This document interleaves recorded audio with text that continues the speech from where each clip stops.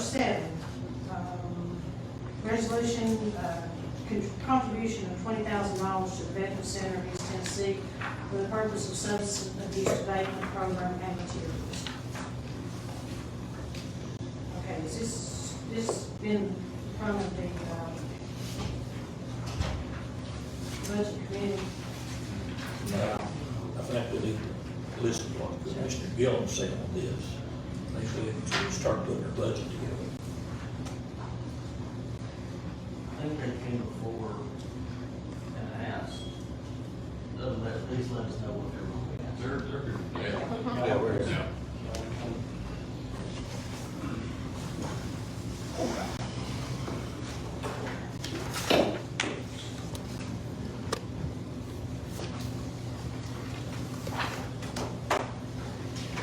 Madam Chair, are you okay with giving them a minute to explain Yes. what they would use this money in? Yeah, since you've already asked. Sorry. But, no, I'd just like to hear what they plan to use the 20,000 for. All right, for the opioid abatement programs, this is very personal for me. I spent 20 years out in active addiction, but I spent 10 years of those on opioids. I was that mother that was sent home with the same thing that I had just gotten myself off of for medication that sent me into more years. The problem has not gotten any better. The last time that I took my own personal opioid medication was 2015, but that doesn't mean that the rest of us has gotten that far. Unfortunately, I buried one of my best friends 2 Mondays ago from overdose. So personal. The three main items that I like to touch on whenever going into the opioid problem would be harm reduction, which we all know what Narcan is. We like to do Narcan training, but also now we have the Caloxidol. Caloxidol is a double strength because of the carfentanil and fentanyl that has been put into other drugs, so that we are able to actually save their lives, because today Narcan is not even working on some of these people. Also prevention programs. We have 12-step programs, but it's not just 12-step programs. It is an option of scientific method, traditional method, and faith-based method. That way that we are able to reach anyone who is willing to try a 12-step program. The scientific method is called Smart Recovery. The traditional would be AANA and such, and then faith-based is CR, Life Recovery, stuff like that. Also, alcohol and drug abuse counseling license. I am eligible to get that. That would not only lead us into jails and institutions, but also into drug court possibly, and to be able to go on into an intensive outpatient program for here in Hawkins County. But the 20,000 is just the starting to get it there. You are not currently a city councilor, so is that correct? I have 4 days to start my training. Now, are y'all allowed to administer the Narcan? No, this is just, all it is we have a training course, and then what it is it allows that person who's been through the training course to administer Narcan, regardless if it is a stranger on the side of the road. as long as you've been through the training and you have the Narcan training card with you, if you administer it to someone, they aren't allowed to come back and file a lawsuit on you. You know, it's just a protective measure to protect people in our community. If they see someone overdosing, they can come in and Narcan them and not risk the fact of having been sued for it. The harm reduction goes as far as fentanyl testing strips. You know, harm reduction can go a long way. I'm not too keen on, I was misinformed in my active addiction. I was informed that once I took the first opioid that was it. I was either going to be on a maintenance med or pills for the rest of my life. Needless to say, I am 100% abstinent from all mood and mind altering substances. But I would like to eventually go into the next step of looking into the Vivitrol shot. Now, it is something that's not mood or mind altering. It's just a precaution, just a prevention method. You guys have been, I'm sorry, No, you go ahead. you guys have been in operation, you told us the last time, how long have you guys? 1 year now. Yeah, we started in April of 2022. We are, April 1st. we are filing for our 990 tomorrow, and then that way, once we get our 990 report, we're able to file for other grants. You was talking about the road abatement program.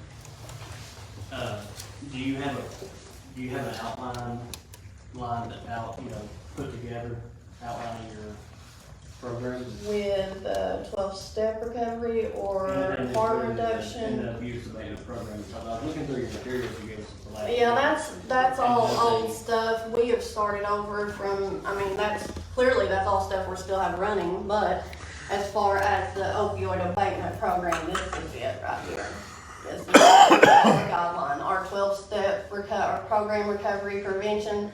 Because if I looked at the three main things, and the three main things that we're looking at is the harm reduction, the prevention part of it, and the counseling part of it.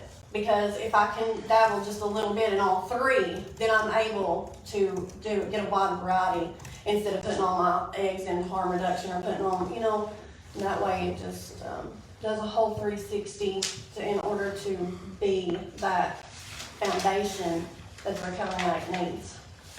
When did this come about for you all? Because what I'm asking though is, in the information you gave us last time, nothing was mentioned about this. Yeah, I've got your projected budget for 2023. we've scratched that entire budget and everything because we don't want to try to go through for a whole. We want to just start off, just do a little bit, let y'all see who we are, the integrity, the transparency that we carry with us, and go from there. Jason was supposed to help us with this. Yeah, Jason was supposed to be here, you remember that. Unfortunately, he's decamped. Yeah. Did you submit them, do you have another? I do not. He said that I would not have to bring anything today, that he would have the resolution and everything covered. So, obviously, you guys are doing good work, okay? Nobody sitting here thinks that you're not, okay? And the things that you just described are amazing, and we need things like that in our community. My reservation, and I'll just be honest with you, and I hope you can respect me for that. My reservation is two things. One, the amount of time you've been in operation, okay? This is county money, right? It's government dollars. And we want it to be, in some ways, you're still almost a startup, right? And so I would like to see a little bit more of a track record of where we contributed to that, in my opinion. These folks are all entitled raters.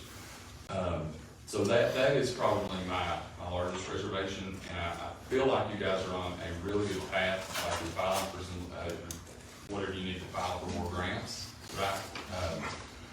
Which will help you as well. That's my opinion. If anyone else on the committee wants to share theirs, that's mine. Do you have, how many, what's your patients, we receive? Right now, we do.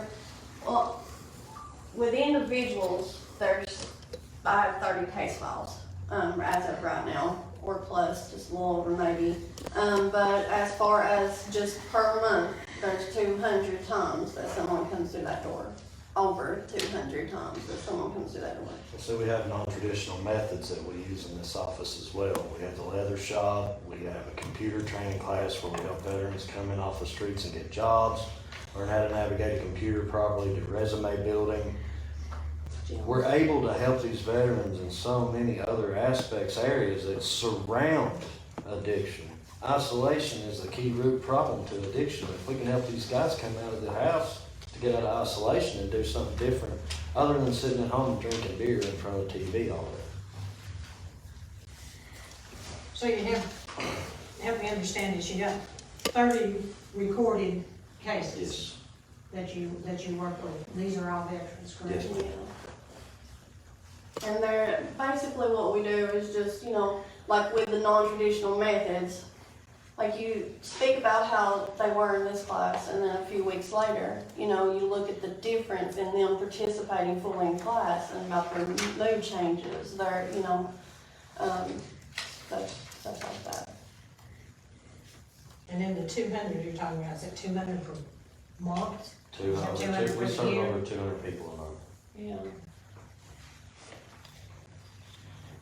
Or some of them repeat, or? Yes. Some of them are, yes. Yes. And some And we of us don't are require- family members as well. We also don't require case files on every person, it's just whoever feels that they feel like they want to fill one out, you know? The option is there for them. That way they don't feel like they're being pressured into anything and they still choose to come back. I respect what you all are doing. Thank you. And with that said, I'd like to make a motion to move this forward, please. I respect what you're doing also. I would like to see, and it's kind of like Josh, you know, hope you all can respect my opinion. I would like to see an outline program, you know, regarding this and an up-to-date budget on, you know, you said everything you're still doing, but you said you basically went back to the drawing board on everything. With the On that opioid. old Yeah, budget, I would yeah. like to see an updated plan for all that. Madam Chairman, in sitting here and listening to all this, I certainly understand what's going on. But I also see this same amount of money over on the list that Robbie. And I make a motion, we pull this to a further study on it. Okay, we have a motion to pull, do I have a second? I still have a motion. Oh, I'm sorry. And I am not going to pull my motion. Okay. Okay. Did we get a second We one? didn't get a second, so motion dies for lack of a second. All right, we have another motion on the floor to pull the resolution for further study. Do I have a second? Second.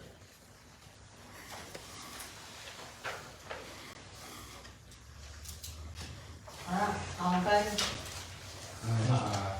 Any opposed? Yes. And please understand, we did not turn you down. We just need some more information. Okay. Thank you, guys.